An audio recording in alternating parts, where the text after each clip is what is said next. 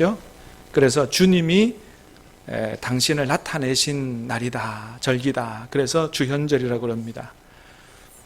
보통은 이제 새해 들면 1월 6일로 그렇게 주현절이 잡혀져 있고, 주현절이 지나고 나면 주현절 후 첫 번째 주일, 주현절 후 두 번째 주일, 오늘이 주현절 후 두 번째 주일이죠. 이 주현절기는 서방교회와 동방교회가 조금 달라요. 서방교회는 동방박사들이 예수님 앞에 경배하러 왔던 그때부터 예수님께서 하나님께서 예수님을 통해서 당신을 드러내셨다. 그래서 주현절기를 동방박사들이 경배하러 온 때부터 보기도 하고, 또 동방교회는 우리가 지금 지키고 있는 것처럼 세례 요한이 예수님에게 세례 준 때로부터 주현절이 시작한다. 그래서 지난 주일에 주현절 첫 번째 주일은 예수님 수세주일과 동일한 주일이에요. 예수님께서 세례 받으시고 난 그때부터 이제 주현절이다. 그래서 이 주현절을 다른 말로는 또 뭐라 그러냐면 공현절이다, 그런 말도 씁니다. 공적으로 주님이 나타나신 날이다. 다시 말하면 예수님의 공생애가 이제 예수님께서 세례 요한에게 세례 받으신 이후부터 3년 정도 공생애가 시작되기 때문에 이 주현절은 주님께서 공식적으로 드러나실 공현절이다, 이렇게 얘기하기도 합니다. 그래서 주현절이 이제 사순절이 오기 전까지 이렇게 진행이 되는데, 우리가 이 주현절을 어떻게 지나야 되느냐? 첫 번째는 공생애를 통해서 나타난 주님의 사역을 깊이 묵상하는, 말씀을 통해, 특별히 복음서를 통해서 오늘 말씀 이후로 예수님께서 행하신 일들을 깊이 묵상하고, 또 빛 되신 주님과 함께 세상에서 빛으로 살아가도록 훈련하는 그런 절기로 우리 주현절을 지키고요. 또 마지막으로 어떻게 해요? 빛으로 악을 이기고 죄를 이기고 촛불처럼 스스로를 희생하고 헌신하는 삶으로 그렇게 살아가도록 기도하고 훈련하는 절기가 주현절기다, 그렇게 얘기할 수 있습니다. 자, 오늘 우리가 읽은 본문, 예수님께서 세례를 받으신 이후에 어떻게 이 세상에 빛으로 드러나셨는가, 그 내용을 잘 보여주는 말씀인데요. 자, 12절 13절을 우리 다시 한번 보겠습니다. 시작. 예수께서 요한이 잡혔음을 들으시고 갈릴리로 물러가셨다가 나사렛을 떠나 스불론과 납달리 지경 해변에 있는 가버나움에 가서 사시니. 아멘. 자, 오늘 본문 앞에 있는 말씀들을 읽어보면 예수님께서 세례받는 장면이 나오고, 그 다음에 성령의 이끌림을 받아서 유대 광야에 가서 마귀에게 시험을 받으시는 그런 장면이 나오죠. 여러분, 우리가 읽지 않아도 다 아는 말씀이에요. 거기서 말씀으로 승리하시는 예수님. 그 다음에 오늘 본문이에요. 세례 요한이 회개 세례를 전하고 복음을 전하다가 감옥에 갇혔다, 그런 얘기를 들으신 거죠. 그런데 예수님께서 이 세례 요한을 구하러 가시는 게 아니라 갈릴리에 있는 유대 땅에서 있다가 갈릴리, 예수님께서 자라나신 고향인 나사렛으로 가셨다가 그 다음에 다시 가버나움으로 가셨다. 오늘 본문은 그렇게 얘기합니다. 왜 예수님은 유대에 있다가 또 세례 요한이 잡혔다는 소식을 듣고도 구하지 않고 고향으로 갈릴리로 돌아가셨을까? 그것은 오늘 말씀에 보면 하나님의 말씀을 이루려고 그렇게 하셨다라고 하는 거예요. 14, 15, 16절 시작.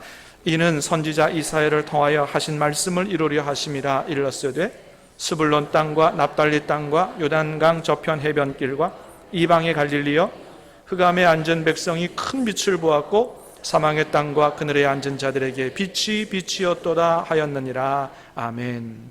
자, 예수님께서 유대에 있다가 갈릴리로 돌아가신 이유가 뭐라고요? 이는 14절 선지자 이사야를 통해서 하신 말씀을 이루려 하심이라.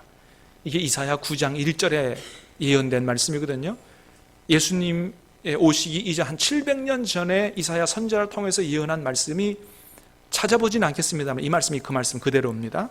한마디로 말하면 예수님께서 갈릴리로 가셨던 이유는 뭐라고요? 어둠의 땅과 사망의 그늘에 앉은 사람들에게 생명의 빛을 비추어 주시기 위해서 그리로 가셨다라고 하는 것입니다. 여러분, 그렇습니다. 주님께서 이 땅에 오신 이유가 뭐냐? 한마디로 말하라고 하면 죄와 사망의 그늘에 앉아 신음하는 영혼들에게 생명의 빛을 비추어 주시기 위해서 이 땅에 오셨다는 거예요. 할렐루야. 죄와 사망의 그늘에 앉아서 신음하는 영혼들에게 생명의 빛을 비추어 주시기 위해서 오셨다. 오늘 본문에서는 특별히 갈릴리 땅을 사망의 땅이다, 어두운 그늘이다, 거기 사는 사람들을 거기에 앉은 자들이다, 이렇게 얘기하고 있습니다. 왜 갈릴리를 사망의 땅, 어두움의 그늘의 지역이라고 말을 했냐면, 이 갈릴리 지역은 아주 오랫동안 이스라엘 역사에서 정치적으로 또 종교적으로 소외를 당한 그런 지역이기 때문에 그렇습니다. 갈릴리 지역이 이스라엘에 보면 북쪽에, 제일 북쪽에 있는 지역이거든요. 제일 북쪽에 있다 보니까 다른 나라하고 인접한, 그러다 보니까 이방의 침략도 잦았고, 그러다 보니까 이방인들과 섞여 살기도 했던 지역이 바로 갈릴리 지역이었어요. 이방인들과 섞여 사는 이런 사람들, 정통 유대인들이 볼 때는 뭐냐 하면 피가 더러워진 사람들이다. 그래서 변당이고 모든 중요한 일에 있어서는 왕따를 당하는 그런 사람들이 바로 갈릴리 지역의 사람들이었다고 하는 것입니다. 근데 놀라운 건 뭐냐 하면, 만왕의 왕 대신 예수님께서 이 땅에 오셔서 제일 중요하게 여기고 주로 많은 하나님의 일을, 복음을 전하고 사람을 살리고 하는 예수님의 사역을 주로 어디서 하셨느냐? 이 갈릴리에서 하셨다는 것입니다. 놀라운 일이에요. 아니, 예루살렘에서 안 하시고 갈릴리 지역에 가서 그렇게 하셨다는 것입니다. 몇 년 전의 일인데, 제가 운동을 하러 갔더니 서로 이제 인사를 하면서 제가 신함에서 왔습니다. 그랬더니 어떤 한 분이 자기도 옛날에 신함에 살았다, 그런 얘기를 하더라고요. 그래, 또 공통점이 있으니까 좀 반갑잖아요. 근데 그분이 그 다음에 한 말이 썩 제 마음을 상하게 했어요. 뭐라 그랬냐 하면, 자기는 옛날에 신함에 살던 때가 너무너무 지긋지긋해서 이사 온 이후로 그쪽에 쳐다보지도 않는다는 거예요. 헐, 나는 신함에 사는데 이걸 어떻게 받아들여야 될지, 그냥 뭐 그랬다 보다 이렇게 받아들여야 될지 좀 기분도 좀 그렇고 한마디 해줄까 하다가 그냥 참았습니다만은, 여러분, 비록 그분이 이사가서 우리 지역을 안 쳐다본다 그래도 여러분, 우리 지역에 소망이 있는 줄 믿습니다. 왜요? 누가 바라봐 주시기 때문에. 여러분, 주님은 해운대나 센텀보다도 우리 신암 같은 지역에 더 관심이 있으시고 더 은혜를 주시기를 원하시는 줄로 믿으시길 바랍니다. 왜 그래요? 소위 말해서 잘 나가는 사람들, 잘 사는 사람들, 주님을 잘 필요로 하지 않아요. 그러나 여러 가지 어려움 일로 세상 살아가기가 힘든 사람들, 특별히 다른 사람의 도움을 받을 길이 없는 사람들에게는 오직 주님만이 소망이 되시기 때문에, 그런 사람들이 모여 사는 이곳에 주님께서 더 은혜의 빛을 비추어 주시기를 원하시는 줄로 믿습니다. 여러분, 오늘 말씀에서 뭐라고 말씀하십니까? 주님은 사망의 그늘에 앉은 사람들에게 빛을, 생명의 빛을 비추어 주시기 위해서 오셨다는 거예요. 주님은 다른 모든 지역보다도 더 힘들고 어렵고 주님의 은혜를 바라는 사람들이 사는 그곳에 오시기를 원하고, 그곳에 주님께서는 생명과 은혜의 빛을 비추어 주시기를 원하신다고 하는 것입니다. 사랑하는 여러분, 간절히 바라기는 오늘 예배를 통해서 주님이 비추어 주시는 그 생명의 빛으로 말미암아 우리 안에 남아있는 모든 어두운 그늘과 사망의 세력들이 다 물러가게 되기를 주님의 이름으로 축복합니다. 자, 그러면 주님께서 이 세상에 빛으로 오셨는데 어떤 빛으로 오셨느냐? 첫 번째는 영혼 구원의 빛을 비추어 주시기 위해서 오셨다는 거예요. 17절 말씀을 같이 보겠습니다. 시작. 이때부터 예수께서 비로소 전파하여 이르시되 회개하라, 천국이 가까이 왔느니라 하시더라. 아멘. 주님이 말씀하셨어요. 회개하라, 천국이 가까이 왔다. 여러분, 주님께서 이 땅에 오실 때 천국을 가져오신 줄 믿습니다. 주님이 천국을 가져오셨기 때문에 주님이 말씀하신 대로 회개하고 예수님을 믿는 자는 천국에 들어가게 될 줄로 믿습니다. 믿습니까? 믿으시길 바랍니다. 여러분, 이게 얼마나 기가 막힌 소식이에요. 아니, 천국에 들어간다니까요. 하나님의 나라에 들어간다니까요. 영원한 영생의 소망이 있다니까요. 저는 이것만 생각하면 소망이 생기는 거예요. 여러분, 만일 천국이 없고 영생이 없다고 생각하면 우리 인생이 얼마나 허무해요. 이번에 제가 기도원을 가다가 차를 타고 가다가 라디오를 틀었는데 옛날 노래가 하나 나오더라고요. 님 떠난 후라는 노래인데 장덕이라는 사람이 부른 노래, 여러분 아세요? 장덕 씨 아세요? 잘 몰라요? 몰라도 괜찮아요. 저 그림에 나오네요. 예.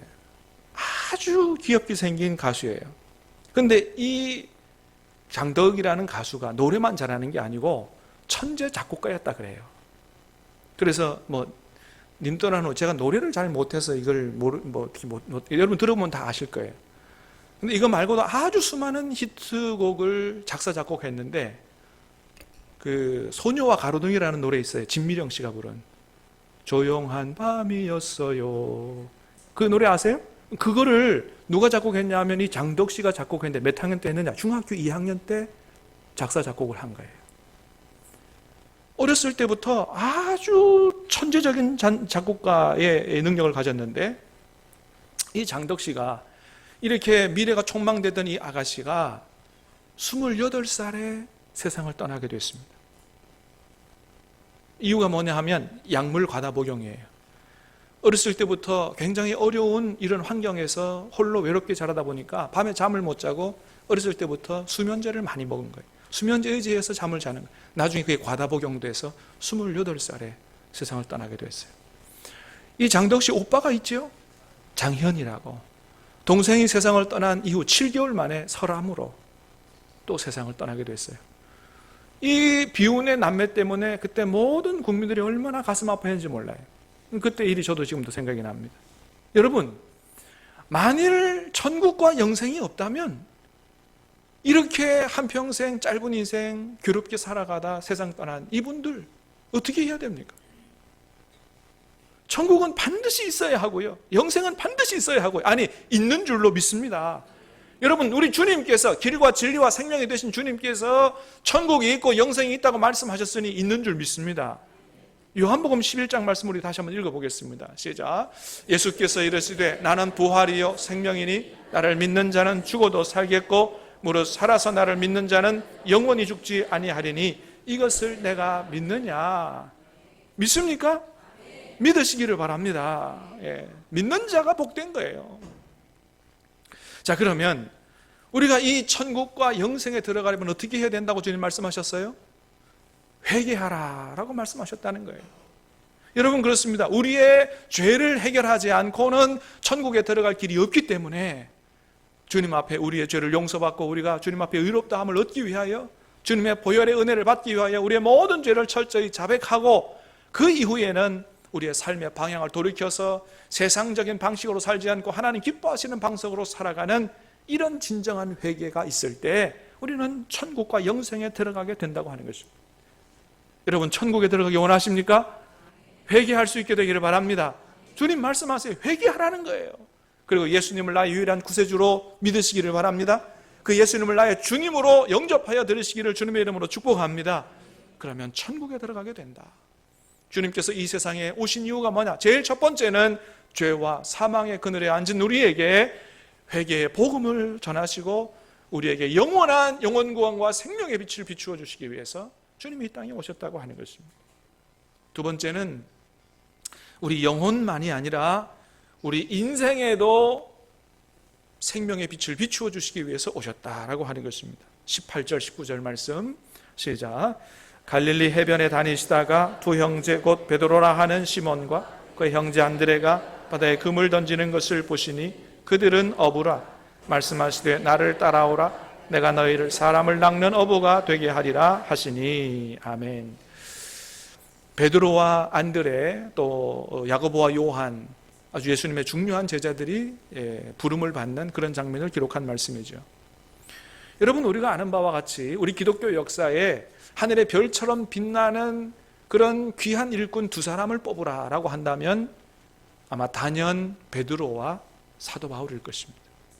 다른 많은 제자들도 하나님 앞에 귀하게 쓰임 받았어요. 아주 중요한 일들을 많이 했습니다. 그러나 그럼에도 불구하고 주님의 몸된 초대교회에 기틀을 놓고 그 초대교회를 세우고 복음이 전 세계로 전파되는 일에 귀하게 쓰임 받은 사람 있다면 과연 단연 베드로와 바울이다. 근데 여러분, 이 베드로와 바울의 신분을 비교하면요, 하늘과 땅 차이다 이렇게 얘기할 수 있습니다. 바울은 어떤 사람이냐?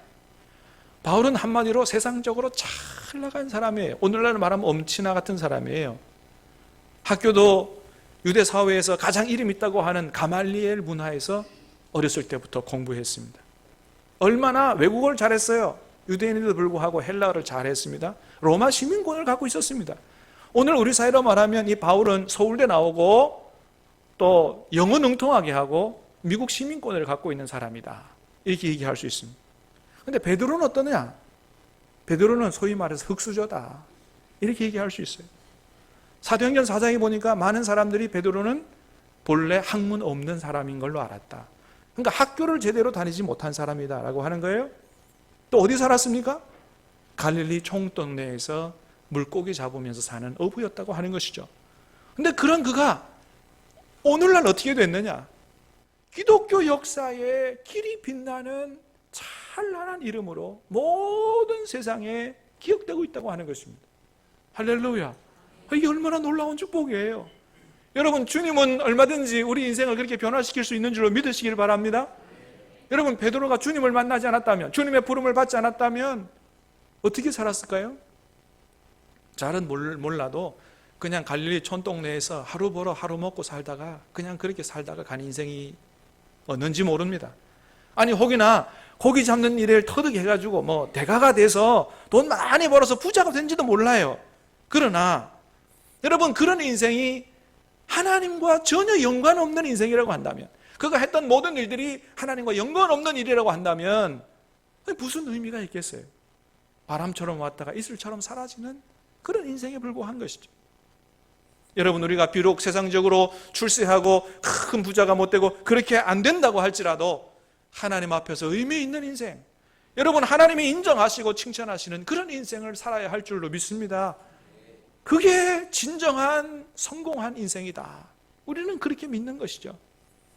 여러분, 그렇습니다. 주님은 이렇게 우리 영혼을 구원한 것만이 아니고 우리 인생에도 빛을 비추어 주셔서 우리가 진정 우리의 인생을 성공적으로 살아갈 수 있도록, 세상에서 그냥 잊혀지고 지나가는 그런 인생이 아니고 하나님 앞에서 가장 가치 있고 성공적인 인생으로 살도록 우리 인생에 빛을 비추어 주시는 분이다라고 하는 것입니다. 여러분, 우리가 제자들이 부름받는 장면에서 또 하나 주의 깊게 봐야 될 게 뭐냐 하면, 주님께서 제자들을 부르러 찾아가셨을 때가 제자들이 굉장히 큰 어려움을 겪고 있었을 때다라고 하는 것입니다. 오늘 본문은 아주 간단하게 기록되어 있어서 잘 안 나와 있지만 누가복음 5장에 보면 오늘 본문의 내용이 조금 자세하게 기록이 되어 있어요. 자, 누가복음 5장 4절에서 6절 말씀을 한번 보겠습니다. 시작. 시몬에게 이르시되 깊은 데로 가서 그물을 내려 고기를 잡으라.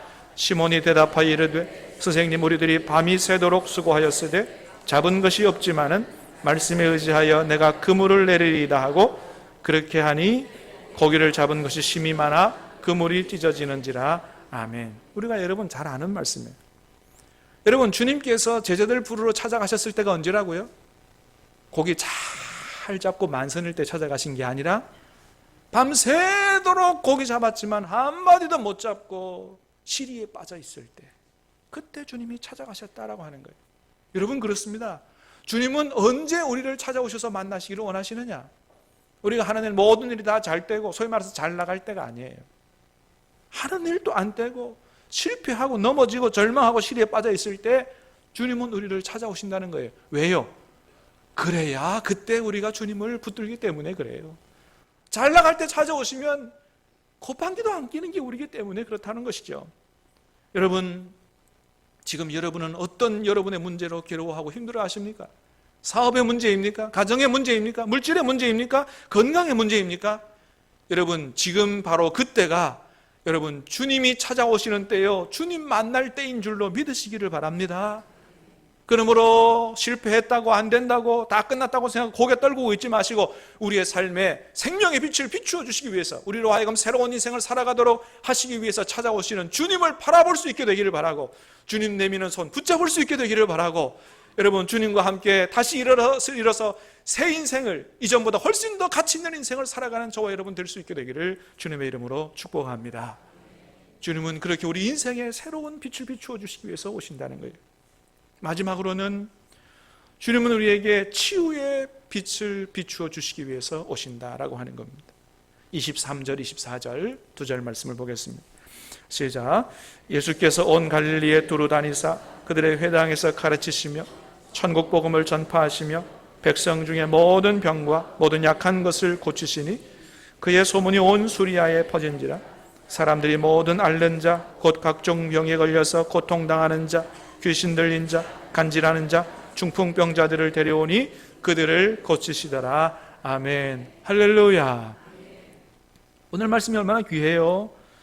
주님께서 가르치시고 천국 복음 전파하신 것 넘어서 모든 병과 모든 약한 것을 고치셨다. 각종 병에 걸려서 고통당하는 자 다 고치셨다. 그러니까 여러분, 주님께서는 못 고치실 질병이 없다라고 하는 거예요. 할렐루야. 모든 병을, 중풍병은 여러분 거의 불치병이잖아요. 중풍병도 고치셨다. 할렐루야. 간질하는 것도 고치셨다. 마귀도 쫓아내셨다. 주님께서 모든 걸 고치셨다는 거예요. 저도 아픈 데가 있어서 여러저러 이렇게 병원을 좀 다녀보니까요, 가는 곳마다 진단과 처방이 다 달라요. 양방에서는 뭐 수술밖에 없다. 그래서 이제 한의원 쪽에 갔더니 어떤 쪽에서는 뭐 이 체질을 이렇게 음식 바꾸어 먹고 하면 낫는다. 어떤 데를 가니까 제 체질이 금양 체질이래요. 근데 또 다른 데 가니까 정반대의 체질을 얘기해요. 누구 말을 믿으라는 거예요, 도대체. 그래서 제가 깨달은 게 하나 있어요. 그래, 내 병을 하나님이 고치지 누가 고치겠느냐. 여러분, 하나님께서 고쳐주시는 줄 믿습니다. 물론 그렇다고 병원 가지 말라는 건 아니에요. 그러나 병원 가서 약을 타먹고 해도 우리 병은 누가 고친다? 하나님께서 고친다. 우리 이 믿음을 가지고 하나님 앞에 우리의 모든 걸 내어놓고 기도해야 될 줄 믿습니다. 세상에서 가장 탁월한 명예는 우리 주님이신 줄 믿습니다. 왜 그래요? 주님이 우리 몸을 만드셨기 때문에. 여러분, 자동차 누가 제일 잘 알아요? 자동차 만든 사람이 제일 잘 알잖아요. 컴퓨터 누가 제일 잘 알아요? 컴퓨터 만든 사람. 핸드폰 누가 제일 잘 알아요? 핸드폰 만든 사람이. 주님께서 저와 여러분의 몸을, 우리의 어머니의 뱃속에서 친히 주님께서 이 몸을 만드셨기 때문에, 여러분, 우리 몸에 60쪽에서 100쪽의 세포로 구성이 되어 있는데 이 세포 하나 안에 들어있는 유전자 정보가 얼마나 많은지 아세요? 전화번호 책으로 쌓으면 여기서 수십 미터 올라간다 그래요. 어마어마한 양의 정보. 누가 만들어요 그거를? 우연히 됐다고요? 천만의 말씀. 전능하신 우리 하나님이 만드신 줄로 믿습니다. 그 모든 것들을 알고 고칠 수 있는 분은 주님밖에 없다고 하는 것입니다. 그래서 저 나름대로 마음에 작정한 게 있어요. 이걸 놓고 하나님 앞에 얼마나 기도할까? 한 달 작정할 게 아니고 2달 작정할 게 아니고 뭐예요? 하나님께서 고쳐주실 때까지. 하나님은 반드시 기도를 들으시고 고쳐주신다는 사실을 믿고 고쳐주실 때까지 하나님 앞에 기도하겠다. 여러분의 문제를 가지고 주님 앞에 하나님이 반드시 내 기도를 들어주신다, 들어주실 때까지 기도하겠다, 작정할 수 있게 되기를 바랍니다. 여러분, 주님은 말씀하십니다. 내가 치료자이다. 나는 어떤 병도 고칠 수 있다. 내가 너에게 치료하는 광선을 비추어 주겠다고 말씀하십니다. 말라기서 4장 2절 말씀을 읽겠습니다. 시작. 내 이름을 경외하는 너희에게는 공의로운 해가 떠올라서 치료하는 광선을 비추리니 너희가 나가서 외양간에서 나온 송아지같이 뛰리라. 아멘. 하나님을 경외하는 너희에게 치료하는 광선을 비추어 주겠다. 지금부터 수천 년 전에 이미 주님은 치료하는 광선을 얘기했어요. 암을 치료하는 방사선 치료를 뛰어넘는 치료하는 광선을 비추어 주겠다. 그래서 너희가 외양간에서 나온 송아지같이 활력이 넘치는 삶을 살 수 있도록 주님께서 하시겠다고 말씀하십니다. 여러분, 주님은 이 땅에 우리에게 빛을 비추어 주시기 위해서 오셨습니다. 죄와 사망의 그늘에 앉은 우리들의 영혼을 구원하여 천국 영생에 들어가도록 하기 위해서, 또 우리의 좌절과 절망 속에서 헤매이는 우리의 인생에, 새로운 인생에 빛을 비추어 주시기 위해서, 우리의 모든 질병을 치료하고 건강하고 활력이 넘치는 삶을 하나님의 영광을 위해 살아가도록 생명의 빛, 치유의 빛을 비추어 주시기 위해서 오셨습니다. 이 주님을 기억하고 이 주연절에 주님과 함께 빛의 자녀로 건강하게 복되게 빛을 전하며 살 수 있게 되기를 주님의 이름으로 축복합니다. 같이 찬양하겠습니다.